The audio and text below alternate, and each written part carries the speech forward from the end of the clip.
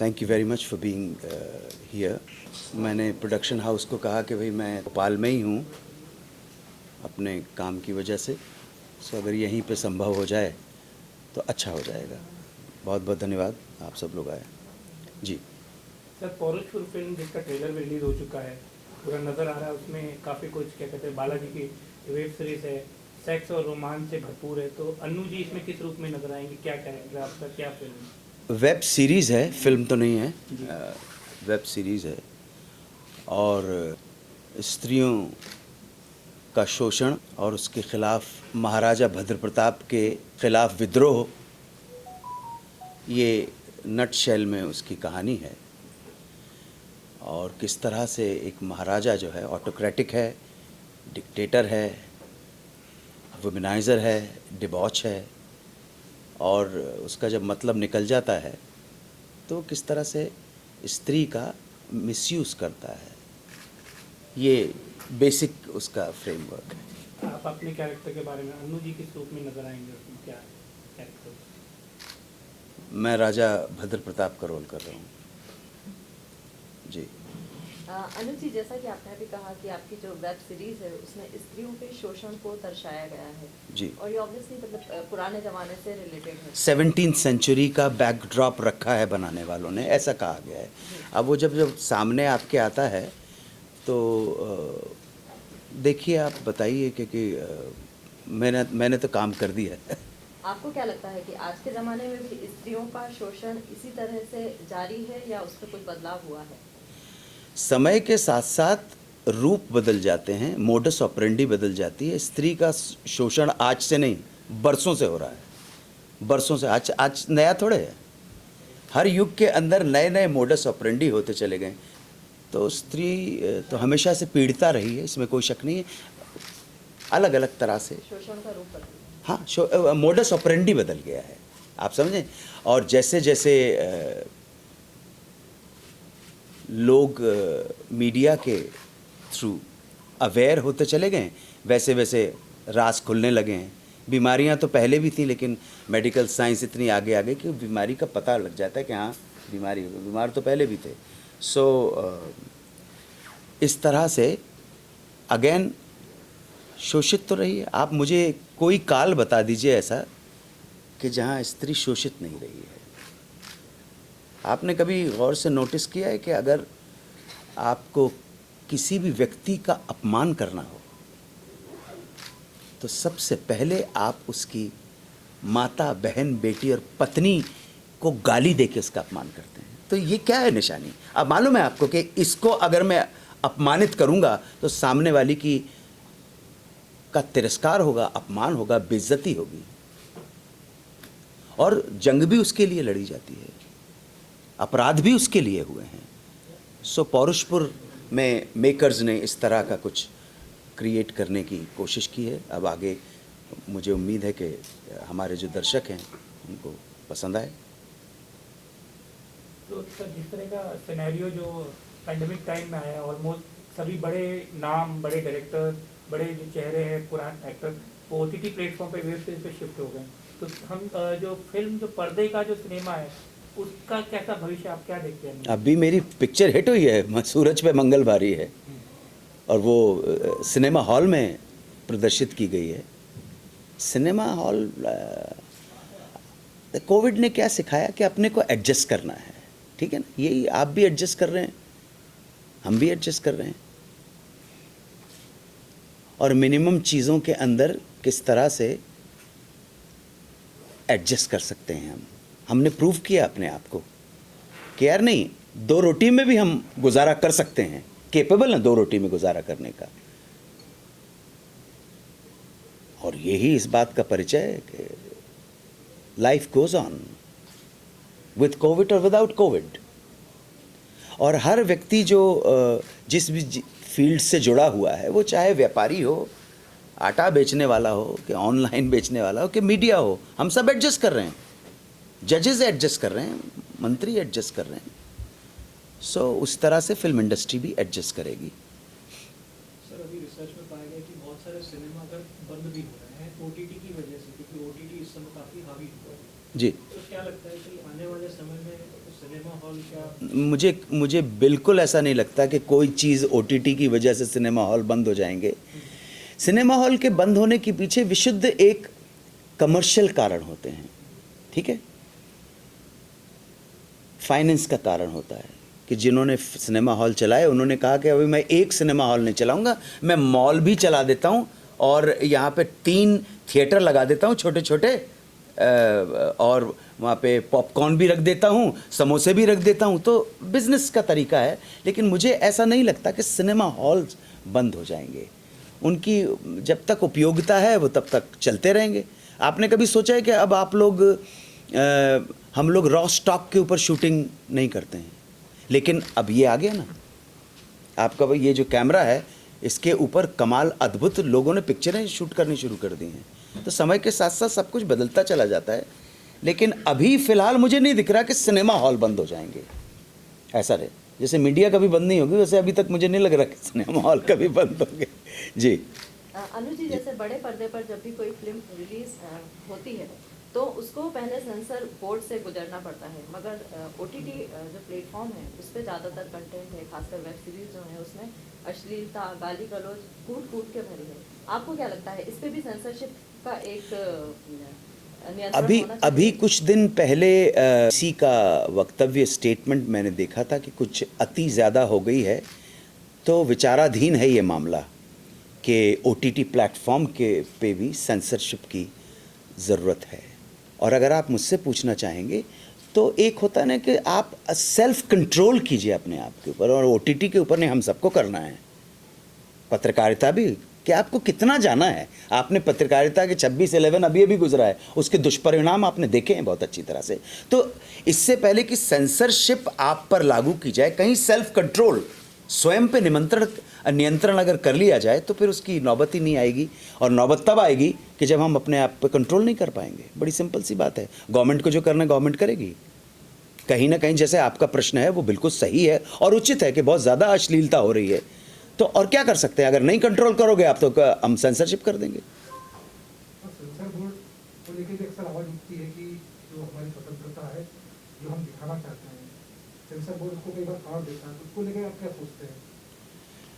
अगर मैं स्वतंत्रता को विस्तार से बताना चाहूँ तो स्वतंत्रता हमेशा बंधनों में होती है। आप हिंदी भाषी प्रदेश के हैं, इसलिए 2 शब्दों का इस्तेमाल ज़रूर करना चाहूँगा। एक शब्द है स्वतंत्र और एक है स्वच्छंद। स्वच्छंदता में कोई बंधन नहीं होता है। हवा स्वच्छंद है, वो पूरब से दक्षिण की तरफ भी बह सकती है और उत्तर से दक्षिण की तरफ भी बह सकती है, उसका मर्जी है। लेकिन एक स्वतंत्रता हमेशा बंधन, नियम, कायदे, कानून के अंदर होती है। स्वतंत्रता का मतलब ही है, संविधान ने आपको अभिव्यक्ति की स्वतंत्रता दी है, गाली बकने की स्वतंत्रता नहीं दी है। तो you have to realise this. आप समझे ना, वही वाली बात है कि मुझे कितना मैं आपको क्रिटिसाइज कर सकता हूँ। कहीं ऐसा तो नहीं है कि आपको क्रिटिसाइज करने के चक्कर में मैं आपको गाली बकने का अधिकार नहीं दिया है। तो सेंसर के ऊपर ये आया है, और इतने 130 करोड़ की आबादी है, कहीं ना कहीं भूलें चूकें होती हैं। और इतनी सारी भाषाएं, इतने सारे रीजन, इतने सारे अंचलों को के साथ एक देश चलाना मजाक बात नहीं है। विचित्र किंतु सत्य पर मजाक बात नहीं है।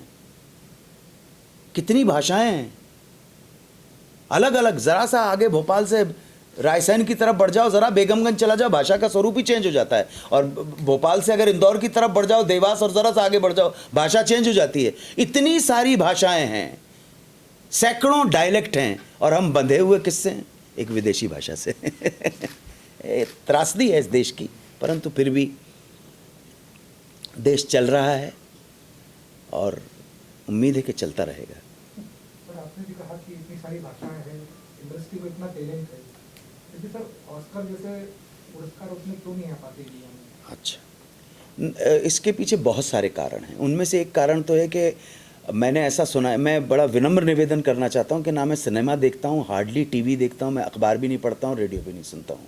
लेकिन फिर भी आप जैसे लोगों के संगत में बैठ के जो भी कुछ ज्ञान मुझे मिला है, उससे अनुमान लगा सकता हूं मैं कि एक तो ऑस्कर के लिए आपने कितनी बार सही रिप्रेजेंटेशन किया है। अपना प्रतिनिधित्व आप करेंगे, आप किसी भी न्यूज़ पब्लिकेशन से जुड़े हुए हैं और आपको बराक ओबामा को अगर इंटरव्यू करना हो तो आप अपना बेस्ट पत्रकार भेजोगे ना, तो क्या हम भेज पाए कभी? एक तो ये बात है। और दूसरी बात, हमारे जो फिल्म मेकर हैं वो किसी भी कारण से क्या कहानी को जस्टिफाई कर पाते हैं, या फिर आइटम बनाने के चक्कर में कहानी को जोड़ तोड़ मरोड़ करके कमर्शियली सक्सेसफुल बनाने के चक्कर में एक कथा को जस्टिफाई नहीं कर पाते हैं। कथा जस्टिफाई नहीं होती है तो गाने 3 डालने हैं, 2 आइटम नंबर डालने हैं। ये अभी की बात नहीं है, ये 50 साल पहले भी था। 50 साल पहले भी आइटम नंबर थे, 60 साल पहले भी आइटम नंबर थे। तो उस वजह से जब आप एक कहानी को लेके चलते हैं तो वो यथार्थ के नज़दीक नहीं होती, और उस जो यथार्थ के नज़दीक नहीं है उसको कमर्शलाइज करने के चक्कर के अंदर कहानी का सत्यानाश हो गया, आधी का खड्डाला हो गया। तो वो वहाँ पर पूरे वर्ल्ड का सिनेमा आता है, लोग देखते हैं, वहाँ वो भी कमर्शियल फिल्में बनाते हैं। और ऐसी बात नहीं कि हॉलीवुड ख़राब फिल्में नहीं बनाता है, ऐसी बात नहीं है, लेकिन हम सही रिप्रेजेंटेशन नहीं कर पाए। और हमारे फिल्म मेकर्स कहते हैं कि हमारी जनता का स्टैंडर्ड जो है अभी उतना ऊंचा नहीं उठा है, जिसमें कहीं ना कहीं एक सच्चाई भी है। आप इस सच्चाई से इनकार नहीं कर सकते हैं। हमें अपना मानसिक स्तर थोड़ा ऊंचा उठाना पड़ेगा। और जिन जिन फिल्म मेकर्स ने अच्छी फिल्में बनाने की कोशिश की हैं, जहां कहानी को जस्टिफाई किया गया है और इम्प्रेसिव बना के जस्टिफाई किया गया है, कमर्शलाइजेशन के चक्कर में बेकार की चीज़ें ठूसी नहीं गई हैं, उनको बहुत मान दिया है, जनता उनको सराहने लगी है। और अच्छी बात है, अच्छी शुरुआत हो चुकी है, ऑस्कर तक ही पहुंच जाएंगे, उसमें क्या प्रॉब्लम है। अनु जी, कहा जाता है कि हिंदुस्तान के बारे में किसी भी आर्ट फॉर्म, चाहे वो पेंटिंग हो, फिल्म हो, थिएटर हो, कुछ भी हो, हिंदुस्तान की जनता को देखने की समझ कम है। ऐसा विदेशी लोग भी कहते हैं, ऐसा खुद हिंदुस्तान के काफ़ी लिखने पढ़ने वाले लोग भी कहते हैं। मैंने अभी वही बात कही, हमको स्तर अपना ऊंचा उठाना पड़ेगा। क्या क्या किया जाए, कैसे वो देखते हैं, जब समझ तक आए? हमारे देश का शिक्षा और अर्थव्यवस्था का स्तर ऊंचा नहीं होता है, सिर्फ अर्थव्यवस्था को नहीं बोला जा सकता है, शिक्षा का स्तर भी ऊंचा करना पड़ेगा। ठीक है, अर्थव्यवस्था जब ठीक ठाक होगी तो चांसेस बढ़ जाते हैं। गारंटी किसी चीज़ की नहीं है, मैं कोई गारंटी नहीं दे सकता हूं कि पर्टिकुलर मोहल्ले का, पर्टिकुलर शहर का आदमी इंटेलेक्चुअल होगा, ऐसी बात कोई गारंटी किसी चीज़ की नहीं है।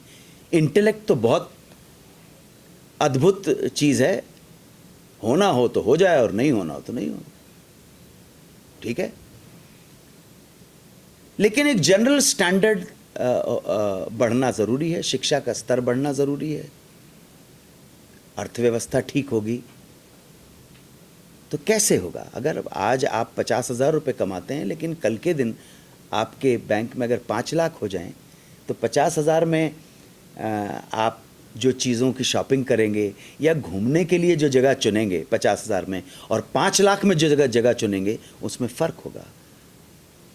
तो आर्थिक समृद्धि आपका पर्सपेक्टिव चेंज करती ही करती है, और करना चाहिए। उसमें थोड़ा सा इंटेलेक्ट अगर मिल जाए, अच्छे साहित्य का, अच्छे संगीत का। अभी हमारी जनता का परसेप्शन जो है वो पूरी तरह से दृष्टिकोण बेस है बॉलीवुड के सिनेमा के ऊपर, वो टूटना बहुत ज़रूरी है। सितारों से आगे जहां और भी हैं, बॉलीवुड के अलावा इम्तहां और भी हैं। बॉलीवुड एक मनोरंजन का प्लेटफॉर्म है, उस मनोरंजन को करते हुए हम कितनी सार्थक बातों को सामने ला सकते हैं जनता के, और अच्छे अच्छे फिल्म मेकर्स उसकी कोशिश कर रहे हैं। इन कोशिशों का, इन फिल्म मेकर्स का अभिवादन बहुत तगड़े रूप में होना चाहिए। स्वीकृति मीडिया के माध्यम से, जनता के माध्यम से, दोनों स्तर के ऊपर ऐसे फिल्म मेकर्स को मिलनी चाहिए जो थोड़ा सा लीक से हटकर काम करते हैं और अच्छी फिल्म बनाते हैं। अनु जी, भोपाल शहर से एक छोटे से रूप में अनिल कपूर की शुरुआत जो हुई, वो मुंबई गया और वहाँ जाकर अनु कपूर बन गया। इस अनिल कपूर से अनु कपूर की जर्नी के बारे में थोड़ा सा हमें बताइए। वैसे तो इस जर्नी के बारे में बहुत कुछ पहले भी हमेशा बता चुका हूँ, इंटरनेट से भरा पड़ा है। भोपाल के इतवारा मोहल्ले में मेरा जन्म हुआ था 20 फरवरी 1956 को। 14 15 दिसंबर है। तो बस आप लोगों की कृपा रही और 2-2.5 महीने बच रहा तो 65 साल का हो जाऊंगा। और यात्रा में बहुत सारे पड़ाव आए और उन पड़ावों को ठोकर खाते हुए, घुटने छीलते हुए, दर्द सहते हुए पार करने की कोशिश की, बगैर उसूलों से सौदा किए हुए, उसूलों से बगैर गिरे हुए, अपने मूल्यों से बगैर समझौता किए हुए यहाँ तक पहुँचे। इतना बता सकता हूँ मैं स्टार नहीं हूँ, मैं कोई सेलिब्रिटी नहीं हूँ, परंतु जो हूँ आपके सामने हूँ, खरा हूँ, सच्चा हूँ। बात ख़त्म है, इतनी बात है। भोपाल का अनिल कपूर, जिसको फिल्मों में 2-4 आप जैसे लोग अन्नू कपूर के नाम से जानते हैं, उसने अपने मूल्यों के साथ कोई समझौता नहीं किया, उसूलों के साथ कोई कॉम्प्रोमाइज़ नहीं किया। अपने काम से मतलब रखा है, काम से घर मतलब रखा है, काम चोखे खरा काम किया है।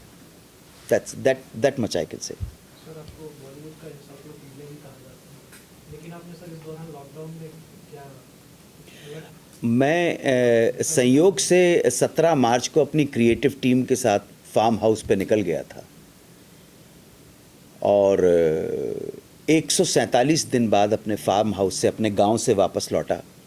और जैसा पहले मैं निवेदन कर चुका हूं कि ना समाचार पत्र से और ना टेलीविज़न न्यूज़ चैनल इनसे कुछ वो नहीं है मेरा, तो मुझे बस घर से जो खबर मिलती थी कि यहाँ शहर में क्या हो रहा है वो ही मिलता था। मुझे पता नहीं कि लॉकडाउन के दौरान क्या हुआ। आप जो अभी, ये तो जब शहर से आया हूँ तब ये क्या बोलते हैं, मास्क, मैंने और 147 दिन में कोई मास्क पहना नहीं। तो जंगल है, 5 एकड़ का फार्म है, सवेरे उठते हैं, जॉगिंग करने जाते हैं, एक्सरसाइज करते हैं, प्राणायाम करते हैं, योग करते हैं, ठीक है, आके नाश्ता करते हैं, काम करते हैं। और मैंने लॉकडाउन के दौरान बहुत सारा क्रिएटिव काम किया है, लेकिन इससे अनभिज्ञ नहीं हूँ, ना वाकिफ़ नहीं हूँ कि इस कोरोना या कोविड ने, लॉकडाउन ने कितने लोगों को बर्बाद किया, कितनी बड़ी तबाही हुई है, लोग बैंकरप्ट हो गए हैं। ये भी हमने अपन सब नहीं अपनी लाइफ टाइम में देखना था। मेरे एक मित्र हैं जो 2018 15 नवंबर को एक हादसा हो गया और उसके बाद वो, हरिओम शर्मा जी उनका नाम है, और वो कोमा में चले गए। मैं प्रार्थना करता हूँ कि वो जल्दी से रिकवर हो, निरोगी हों। उनको पता ही नहीं होगा कि कोविड-19 क्या है। अपन सब ने देखा, मैनेज किया, मास्क मैनेज ही कर रहे हैं, मैनेज हो गया। भारत की बहुत बड़ी आबादी है और बर्बादी तो हुई है हर फील्ड के अंदर। ऑनलाइन जो था, हॉस्पिटैलिटी इंडस्ट्री पूरी बर्बाद हो गई है, आपको बहुत अच्छी तरह से मालूम।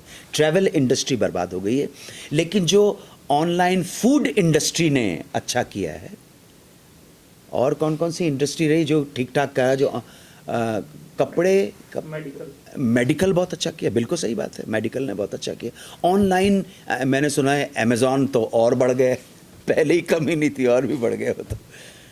सो धीरे धीरे नॉर्मल सी हो रही है। अभी जो वैक्सीन की बात आ रही है, तो वैक्सीन प्रिवेंटिव मेजर है, and I can only wish and I can only pray कि वो कारगर साबित हो और इफ़ेक्टिव साबित हो, और धीरे धीरे अपन क्योर भी सोच ही लेंगे।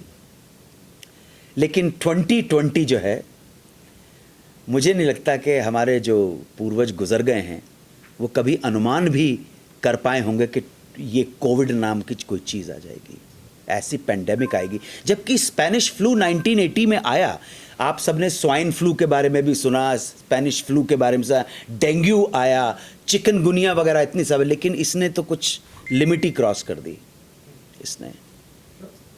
सुशांत सिंह की मौत के बाद फिल्म इंडस्ट्री के ड्रग्स के और कई तरह के आरोप थे। आप इतने लंबे समय से इंडस्ट्री में, तो क्या सोचते हैं? सुशांत सिंह की आकस्मिक मृत्यु ने बहुत सारे प्रश्न चिन्ह छोड़े हैं जिनका जवाब मिला नहीं है, और जिन चीज़ों का जवाब नहीं मिले वो मिस्टीरियस हो जाती हैं, मिस्टीरियस चीज़ हो जाती हैं तो गड़बड़ होने लगती है। मिस्ट्री तो गड़बड़ है। तो जो भी कुछ हुआ वो दुखदाई है, और लेकिन इतना ज़रूर कहूँगा, टीवी बगैर देखे, बगैर फॉलो किए हुए इन सारी चीज़ों को, कि उसने जनता की आंखें तो खोल दी हैं बहुत बुरी तरह से। एक नया चैप्टर, अध्याय शुरू कर दिया है। और मीडिया को जो काम करना था, मीडिया ने काम किया है। That's it. जो कुछ जी जो हुआ वो बहुत दुखदाई था, इसमें कोई शक नहीं है, अच्छा नहीं था। अनुज जी, एक ओर तो देश और दुनिया कोरोना से जंग लड़ रही है, दूसरी ओर हमारे देश में किसान आंदोलन विकराल रूप लेता जा रहा है, क्या कहना चाहेंगे आप इस बारे में? आप बड़े बड़े अगर सवाल पूछेंगी तो सवालों के चक्कर में पौरुषपुर नहीं खो जाए, जिसके लिए हाँ प्लीज़, तो आपके सवालों का तो मुझे देना ही पड़ेगा जवाब। एक बड़ा अच्छा मैसेज आया, shall I share it with you? सोचने वाली बात है। हाँ, जो चीज़ आपको सोचने पे मजबूर करे उसको ज़रूर पढ़ना चाहिए। और जिसको आपने पढ़ा है, अगर उसमें कुछ प्रश्न उठ रहे हैं और उन प्रश्नों का जवाब नहीं मिल रहा है, तो उन प्रश्नों का उत्तर खोजना आपका फर्ज है। तर्क की कसौटी के ऊपर सब कुछ कसना है। तर्क, लॉजिक, रीजनिंग पावर। ना ना ना बेटा, ये नहीं है। बहुत ही अद्भुत बात किसी ने मुझको लिख के भेजी, इसलिए मैं आपके साथ शेयर कर रहा हूँ। इस मैसेज में ये आया, देखिएगा। हाँ, मुझे बिल्कुल नहीं पता कि नया कृषि कानून कैसा है। मुझे बिल्कुल नहीं पता कि नया कृषि कानून कैसा है, वो सही है या गलत।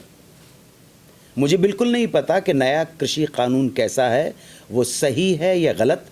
पर अगर ये गलत है तो इसका मतलब पुराना वाला सही था। अगर ये गलत है तो इसका मतलब पुराना वाला सही था। और अगर पुराना वाला ही सही था तो 70 साल से मेरे देश के अन्नदाता की हालत भिखारी जैसी क्यों है, और क्यों अन्नदाता अभी तक आत्महत्या करता रहा? अपने विचार अवश्य दें। तो ये एक है, ये जो मैसेज है सोचने पे तो मजबूर करता है, बस और कुछ नहीं कहना मुझे। Let us think. डिस्ट्रक्शन बहुत आसान है, किसी चीज़ को बनाना, उसका निर्माण करना बहुत मुश्किल है। और या हमारा देश का किसान उतना ही ग्रसित रहा है, उतना ही दुखदाई रहा है जितनी स्त्री रही है। किसान का देश था, इसलिए गाय को पूछते हैं हम लोग। So what else can I से? I don't have anything to say.